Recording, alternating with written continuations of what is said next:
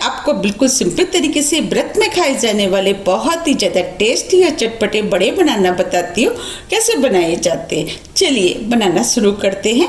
बड़े बनाने के लिए ये हमने 1 कप समा के चावल लिए हैं, जिसे सामक चावल या व्रत वाले चावल भी बोलते हैं। ये हमें इजली मार्केट में मिल जाते हैं। ये इस तरीके के होते हैं। ये हमने 2 आलू लिए, जिसे बॉईल करके छील लिया है। सबसे पहले हम चावलों को 2 से 3 बार साफ पानी से धो लेते हैं। ये हमने चावलों को 2 से 3 बार पानी से धो लिया है। अब हम चावलों को बॉईल करेंगे। इसके लिए हमने गैस पे पैन रख दिया है। हमने 1 कप चावल लिए है, तो पैन में हम 2 कप पानी डाल देते हैं।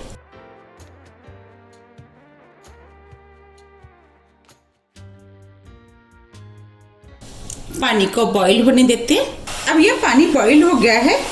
अब हम इसके अंदर चावल डाल देते हैं।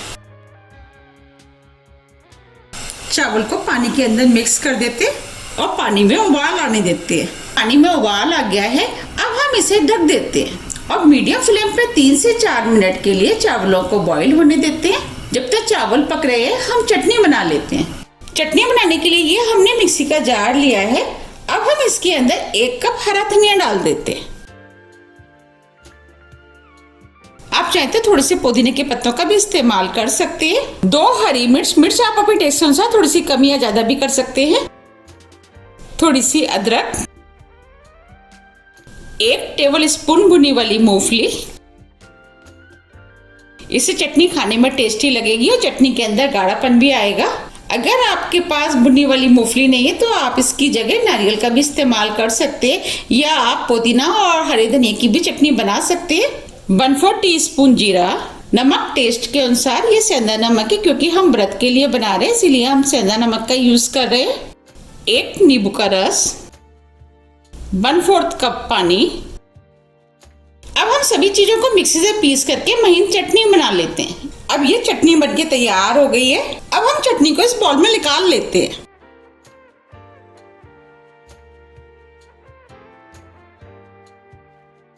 अब ये चटनी तो बनके तैयार हो गई है। अब हम चावलों को देख लेते हैं। अब इधर 4 मिनट भी हो गए हैं। अब ये चावल भी बॉईल हो गए हैं। चावलों के अंदर जो पानी था वो भी खत्म हो गया है। अब हम चावलों को चेक कर लेते हैं। देखिए, हम चावलों को दबा रहे हैं, तो ये चावल इजीली दब रहे हैं। इसका मतलब चावल बॉईल हो गए हैं। अब हम फ्लेम को ऑफ कर देते हैं। चावलों को ठंडा होने के लिए एक बाउल में निकाल लेते हैं। अब ये चावल भी ठंडे हो गए हैं। ये हमने कद्दूकस लिया है। अब हम आलूओं को कद्दूकस कर लेते हैं।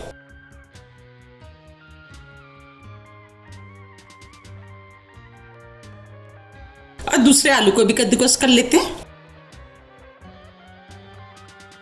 ये हमने आलू को कद्दूकस कर लिया है। अब हम इसके अंदर 2 हरी मिर्च डाल देते हैं। मिर्च आप अपने टेस्ट के अनुसार थोड़ी सी कम या ज्यादा भी कर सकते हैं। आधा इंच अदरक का टुकड़ा, जिसे हमने छोटे छोटे पीस में काट लिया है, वो डाल देते हैं। आधी टीस्पून काली मिर्च, जिसे हमने पीस लिया है। मिर्च आप अपने टेस्ट के अनुसार थोड़ी सी कम या ज्यादा भी कर सकते हैं।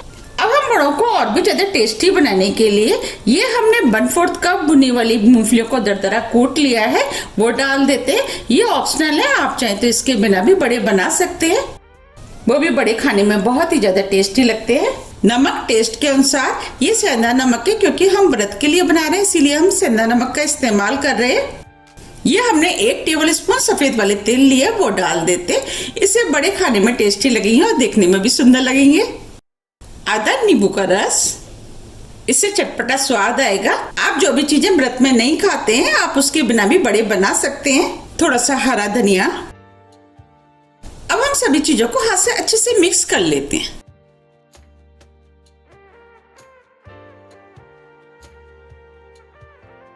ये हमने सभी चीजों को अच्छे से मिक्स कर लिया है।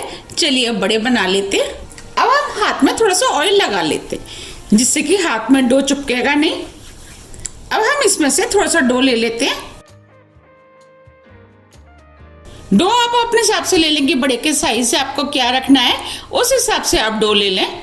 हम मीडियम साइज के बड़े बना रहे हैं, तो हमने मीडियम नींबू के बराबर का डो लिया है। अब हम इसको इस तरीके से गोल कर लेते हैं। देखिए, ये गोल हो गया है।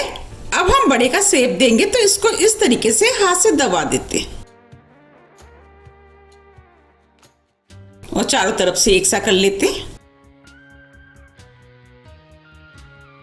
देखिए बड़ा बनके तैयार हो गया है। अब हम इस बड़े को और भी ज्यादा सुंदर लगे इसके लिए अब हम इसके ऊपर थोड़े से तिल लगा देते हैं।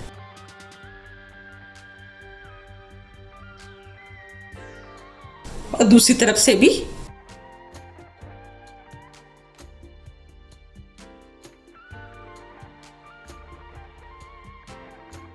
अब मैं आपको पास से भी दिखा देती हूँ। देखिए बड़ा देखने में कितना सुंदर लग रहा है।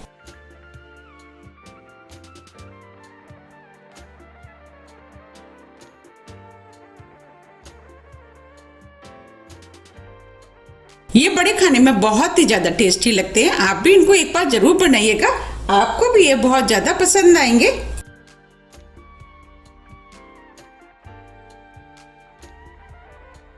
दूसरी तरफ से भी थोड़े से तिल लगा देते हैं। आप चाहते हैं इन बड़ों को बिना तिल के भी बना सकते हैं। देखिए बड़ा भी बनके तैयार हो गया है। इस तरीके से हम सभी बड़े बना के तैयार कर लेंगे। ये हमने बड़ों को बना के तैयार कर लिया है। अब हम इनको फ्राई कर लेते हैं। फ्राई करने के लिए हमने कढ़ाई में ऑयल गरम करने के लिए रख दिया था। अब ये ऑयल गरम हो गया है। हमें तेज गरम ऑयल चाहिए। अब हम बड़ों को इसके अंदर डाल देते हैं। जितने बड़े कढ़ाई में आएंगे हम उतने डालेंगे।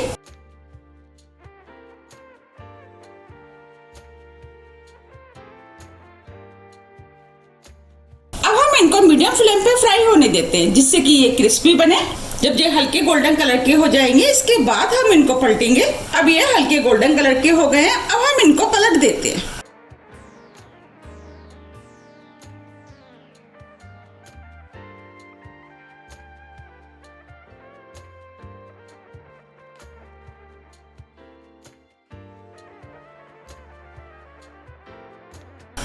इनको दूसरी तरफ से भी फ्राई होने देते हैं। जब ये चारों तरफ से गोल्डन ब्राउन कलर के हो जाएंगे इसके बाद हम निकालेंगे।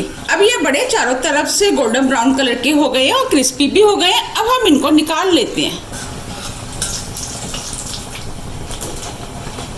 आप सुन पा रहे हैं ये क्रिस्पी हो गए हैं।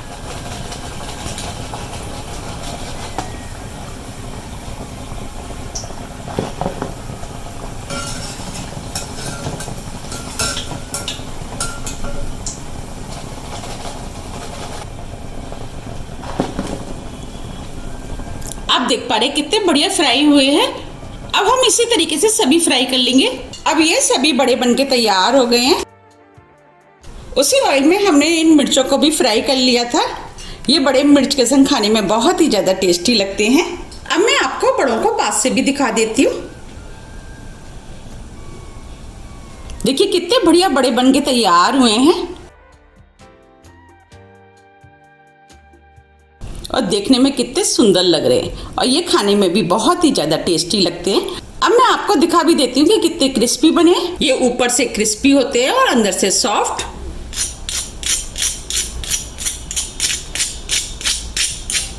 बने हैं ना कितने क्रिस्पी। अब मैं आपको तोड़ के भी दिखा देती हूँ।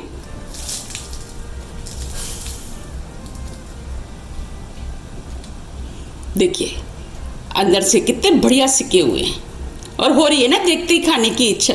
आप इसे किसी भी व्रत वाली चटनी के साथ खा सकते हैं।